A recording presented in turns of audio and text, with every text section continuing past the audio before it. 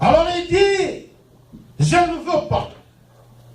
À chacun, l'Esprit de Dieu donne. Mais il les donne souverainement et librement. Dieu décide de donner ce qu'il veut.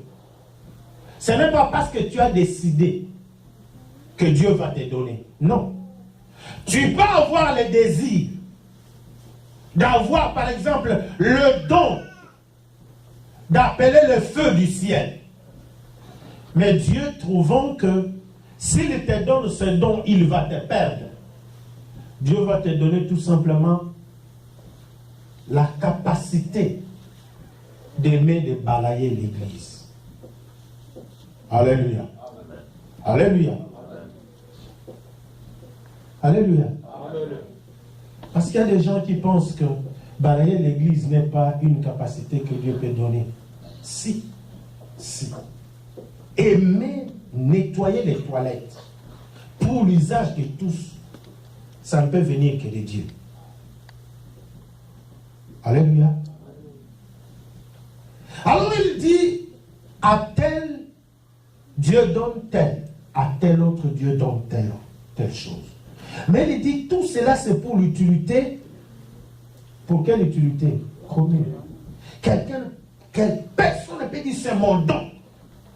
C'est mon don à moi. Et le grand malheur, c'est fait qu'aujourd'hui, ce que Dieu donne est devenu l'objet de commerce.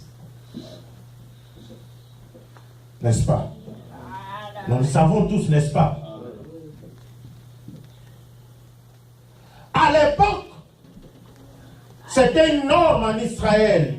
C'était connu que si tu veux aller voir un homme de Dieu, on n'allait pas le même bredouille, on l'amenait un cadeau. Mais seulement, ce cadeau n'était pas décidé par l'homme de Dieu. Parce que l'homme de Dieu ne sait pas que quelqu'un viendra même me voir. N'est-ce pas? Ce cadeau était décidé par celui qui va voir l'homme de Dieu.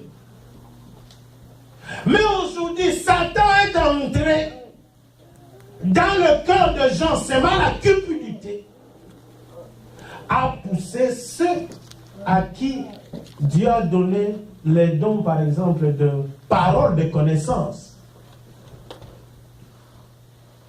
Parce qu'aujourd'hui, il y a une telle confusion qu'on ne sait plus qui est prophète et qui a les dons de paroles de connaissance. On ne sait plus. Or, il y a une grande différence entre parole de connaissance et la prophétie. La parole de connaissance, c'est quand, par exemple, nous sommes maintenant ici à l'église, en train de prier comme ça, Dieu met dans Maman Chaïda une parole. Des fois, elle-même ne sait même pas que c'est une parole de connaissance que je suis en train de donner. Elle ne donne pas. Mais quelqu'un se retrouve dans cette parole-là. Elle n'est pas prophétesse. Alléluia. Alléluia. Hey! Elle n'est pas prophétesse. Elle a eu une parole que Dieu a déposée. Mais elle, ça peut se répéter à plusieurs reprises qu'elle dit ça. Mais ce n'est pas la prophétie. Amen. Mais aujourd'hui, dans notre pays, même pas dans notre pays, un peu partout dans le monde, même ici aux États-Unis, même chez les Blancs, ce charisme est mal utilisé, qui fait que désormais, on commence à martyriser les gens. Avant de venir me voir, tu dois m'amener. Et même aujourd'hui, on appelle quoi? Consultation prophétique. On a même donné ça un nom. Comme on va consulter le médecin. Alléluia. Bien-aimé, Christ a dit, vous connaissez la vérité. Et la vérité vous affranchira. Malheureusement, les enfants de Dieu n'aiment pas lire la Bible. Ils veulent seulement que dimanche qu'on vienne le prêcher. Et en très peu de temps, comment tu vas avoir la connaissance? À tel autre, Dieu donne, si pas une parole de connaissance, mais il donne la diversité des langues. Il y a des gens qui ont une capacité surnaturelle de connaître les langues. Alléluia. Facilement, ils connaissent les langues. Facilement. Téléphone fermé. Faut pas dire, en tout cas, dans notre famille, nous sommes très intelligents. Non, non, non, ce n'est pas question de... C'est le Saint-Esprit qui a mis ça. Et s'il a mis ça, c'est qu'il a besoin de toi quelque part. Alléluia. C'est pourquoi il y a des gens que dans la communauté comme ça, facilement, ils maîtrisent l'anglais. Facilement.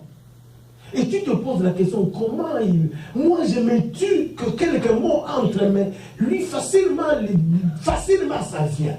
Mais c'est que Dieu te veut pour servir les autres. Alléluia. Amen. Alléluia. Amen. Ne te tape pas la poitrine parce que tu sais parfaitement faire bien quelque chose. Non. Ne te tape pas la poitrine.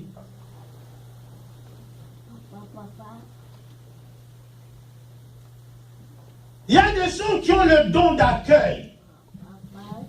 Amen. Le don d'accueil. Facilement, ils accueillent les gens. Facilement.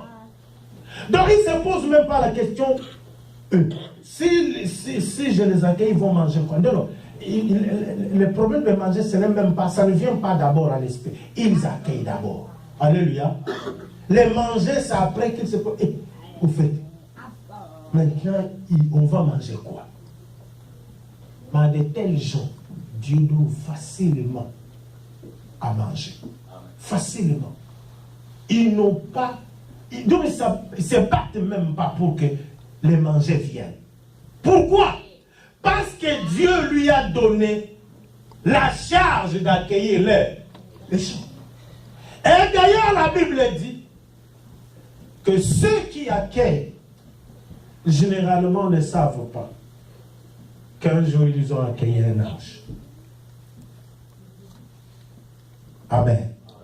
Alléluia. Alléluia. Amen. Bien-aimé dans le Seigneur, quand Dieu te dote d'une capacité, c'est que Dieu te veut quelque part.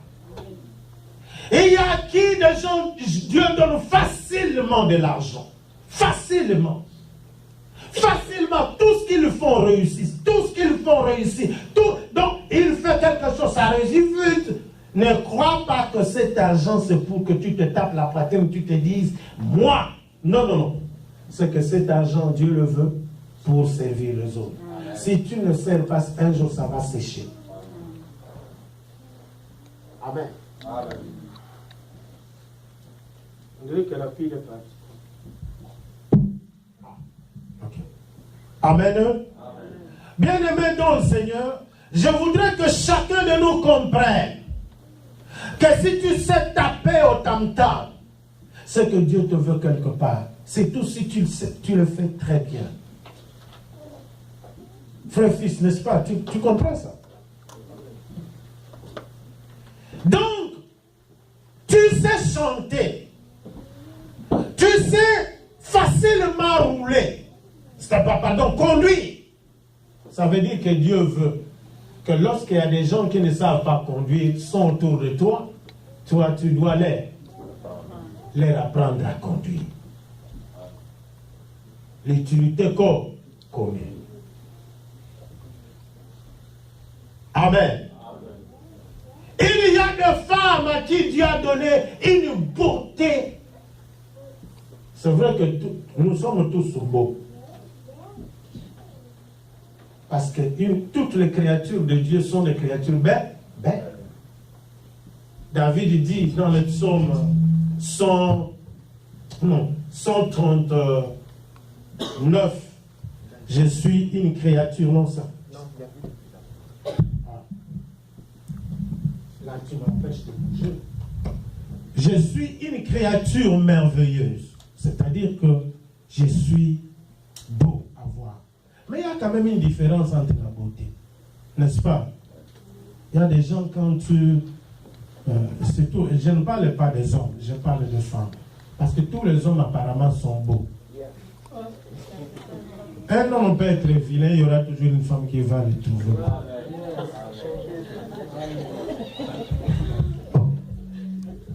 Alléluia. Alléluia. Est-ce que là j'ai menti? Non. Tu verras des fois une femme extrêmement belle, mais à côté d'un homme où les gens se disent, mais comment elle a pu? Hein? Mais pour cette femme-là, la beauté là de cet homme-là, que toi tu ne vois pas. C'est pourquoi moi j'ai dit que tous les hommes. Et amen, amen. Tu trouveras une femme extrêmement belle. Les hommes la cherchent là. Si tu es chrétienne, ça voudrait dire que Dieu veut que par toi, que les hommes viennent à l'église. Que tu les attires à l'église. Alléluia. Ils ne viendront te chercher, mais vont rencontrer Christ. Et quand ils rencontrent Christ, qu'est-ce qu'ils vont faire? Ils ont la vie éternelle. Par ta beauté, un homme a été sauvé. Amen. Alors, ne prends pas ta beauté pour en faire un objet de commerce. Ne fais pas de ta beauté une marchandise pour te chosifier. Tu sais que lorsque tu te donnes à un homme à cause de l'argent, tu deviens une marchandise. Tu deviens une chose qu'on a achetée. N'est-ce pas? Et quand on t'achète, on te dévalue. Tu n'as plus de valeur. C'est pourquoi, quand une fille tient la tête à un homme, elle est réellement une véritable créature de Dieu. Et Dieu est content de voir des femmes comme ça, qui tiennent la tête, qui disent « Je ne suis pas à vendre. Je ne suis pas un objet, mais je suis une femme à qui Dieu a donné la beauté.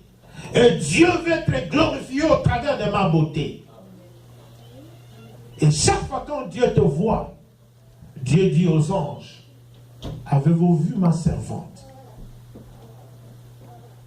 Alléluia. Ça, ce sont des dons. Mais il y a aussi une différence entre don et ministère. La confusion aussi dans l'église, c'est que tout le monde qui a les dons, surtout des dons prononcés, veulent devenir des ministres. Non. Alléluia. N'est-ce pas, pasteur? Malheureusement, c'est ce que nous vivons, surtout dans notre pays, comme on ne sait pas encadrer très bien, et même les gens ne veulent pas être encadrés. Généralement, n'importe qui devient n'importe quoi. C'est pourquoi nous vivons ce que nous vivons au pays. Toutes les avenues, 1, 2, 3, 4. Chaque parcelle, ou toutes les 2 parcelles, il y a une église. Mais le pays ne change toujours. Ceux qui sont ministres aujourd'hui, étaient des fois dans des permanences hier. Enfants de Dieu, n'est-ce pas? Mais quand ils deviennent des ministres, ils deviennent des païens. Pourquoi? Mal enseignés. Et on dit qu'on ne donne que ce ce qu'on a. Quand tu n'as rien, tu ne seras pas donné. N'est-ce pas? C'est pourquoi un ministère est tout à fait différent de don. Tu peux avoir un don, mais pas être appelé au ministère. Mais tu peux être un ministre, mais ne pas avoir beaucoup de dons. Peut-être tu n'as qu'une seule capacité que Dieu t'a donnée. Mais tu es un ministre. Parce que Dieu t'a appelé à ça. Alléluia. Alléluia. Aujourd'hui, je ne voudrais pas parler de ministère. Mais la Bible dit que Dieu a appelé premièrement un ministre d'abord sans l'appel.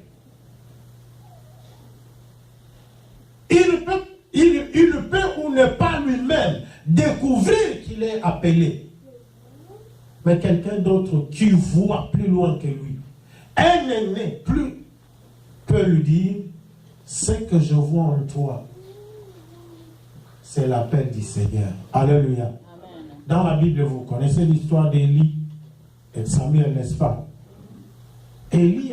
Samuel entendait la voix. Dieu l'appelait, mais il ne comprenait pas, il ne savait pas discerner. Il a fallu un aîné pour lui dire, non, c'est Dieu qui t'appelle. N'est-ce pas? D'abord les apôtres. La Bible dit, Dieu a appelé premièrement. Non, quand on dit apôtre, ça ne veut pas dire que l'apôtre est plus supérieur que les autres ministres. Non, non, non. Donc, le Saint-Esprit, Jésus-Christ, quand il était sur la terre, il s'est d'abord entouré des apôtres. Mais quand l'Esprit de Dieu est venu pour démarrer l'Église, c'est à ce moment que le Saint-Esprit a établi les autres ministères. C'est ce que cela veut dire, tout simplement. Mais ceux qui n'ont pas cette connaissance changent rapidement. Ils veulent être appelés apôtres parce qu'ils croient que l'apôtre c'est plus grand que le... Non, non, ça n'a rien à voir. Il faut seulement comprendre les choses. Amen, amen. Amen. Alléluia. Amen. Donc, il y a des prophètes, il y a les évangélistes, il y a des pasteurs et il y a des docteurs. Mais aussi, il faudra que nous puissions nous mettre d'accord. Tous les docteurs ne sont pas nécessairement de pasteurs. Amen. Pas nécessairement. Mais chaque pasteur a le devoir d'être un docteur. Amen. Parce qu'il est le berger. Le berger a le rôle d'aller chercher la nourriture pour le brebis. Donc, chaque pasteur a le devoir d'être quelqu'un qui est réellement instruit dans la parole de Dieu parce qu'il doit apporter la parole de Dieu. Il doit être quelqu'un qui a la capacité de donner la parole. Amen, amen. Le temps est parti. Nous reviendrons sur ces choses. Pourquoi Dieu a inspiré ça? Parce que nous sommes en plein moment de prière. Et c'est pendant ce moment de prière, généralement, que le don se manifeste. C'est pourquoi le Seigneur a inspiré que l'on parle. Pendant que j'étais dans mes méditations personnelles, pendant que je suis en train de prier, le Seigneur m'a inspiré que l'on parle de ces choses. Parce que pendant ce temps, quelque chose peut sortir de lui, alors il risque d'avoir peur. Ou ceux qui prient avec lui risquent de croire que le frère est en train d'exagérer. Non, ça peut être le Saint-Esprit qui fait sortir un don qui était caché. Alléluia. Un charisme qui était caché. Un appel au ministère que l'on n'a pas encore, que Dieu n'a pas fait encore manifester. Donc pendant ce temps, nous devons être attentifs. Et je vous appelle, je vous en supplie, pendant ce temps, prie. Tu avais pris un jour de prière. Tu as dit que mardi, je serai dans le jeûne. Parce que c'est une chaîne. Et ceux qui n'étaient pas là la fois passée, vous serez bien obligés de prendre un jour. Parce que nous sommes dans une chaîne. Il y a des bien-aimés qui sont en train de prier le lundi. Il y en a qui sont, quand ils prient, ils sont en train de jeûner. Je ne veux pas demander qui ont jeûné. Je ne veux pas le faire. Parce que ce n'est pas moi qui contrôle le cœur, mais c'est Dieu. Alléluia. Amen. Mais je préfère te dire, parce qu'il y a des choses que Dieu m'a montrées qui nécessitent la prière. Il y a des choses que j'ai vues qui m'ont fait très peur.